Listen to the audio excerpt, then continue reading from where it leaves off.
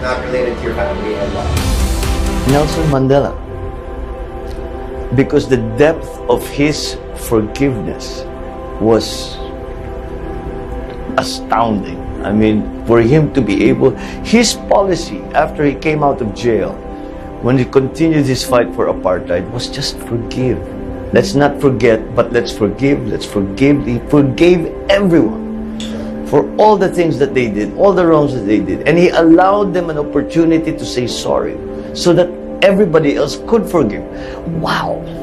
I mean, wow. I can sense that you've sort of lived your life that way too. I've tried that. I've tried because it works. It turns out it works. Most important life lesson. Humility. What would you tell your 30-year-old self? That, be humble. Be humble.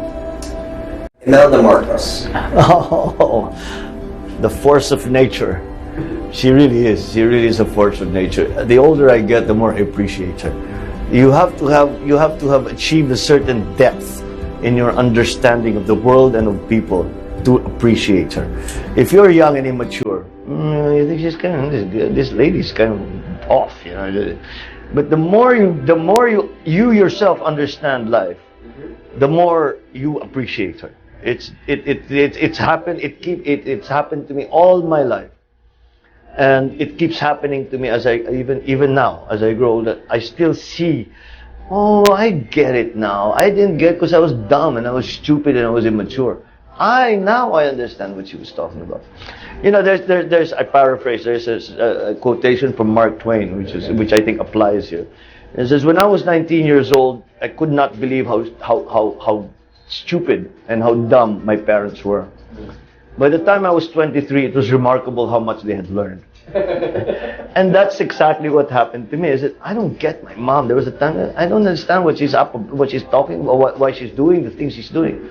And then as I grew older, I get it. And because now I've experienced something that shows me that that's correct. And what you were thinking before was unformed and incomplete.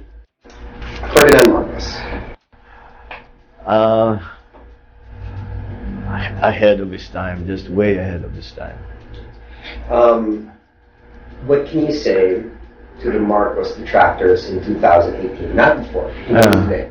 Depends if they're criticizing me, then sure, I take it. That's not a problem. I'll answer as best as I can. I may end up changing your mind. I may not. But if it's the detractors of my father but you know, there's some what you call detractors that don't like him for no real reason, only because the propaganda and all of this, and they've been, I suppose, led to believe certain things. Is look at the facts, look at the history, look what actually happened. Don't listen to what I've said it many times before. There are objective tests to performance in as president. Look at those and start with those. Then we can go on to all the other things, and we can discuss the less quantifiable pluses or minuses in terms of, let's say, political ideology, things like that.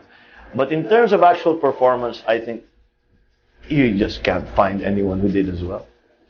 And finally, the Marcos loyalists who have been there for decades, as well as all the new Marcos supporters who recently obtained.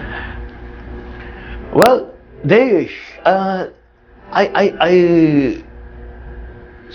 I feel so blessed that there are such people. And we were talking recently about the loyalists or supporters who had camped outside the Supreme Court in waiting for the recount to start.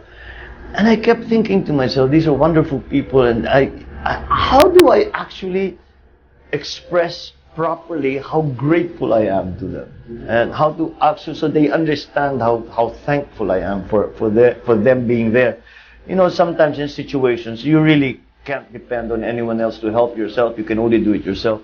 But a friendly face is always welcome, and they provide hundreds and thousands of those friendly faces.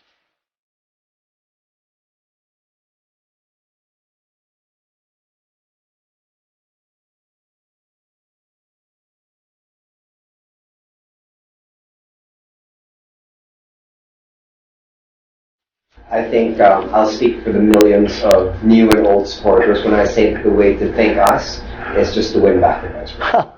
Well, we're working on it. We're Thank you working very on it. much, Vice Thanks, President Marcos. Marcos. Thank you, Marcos.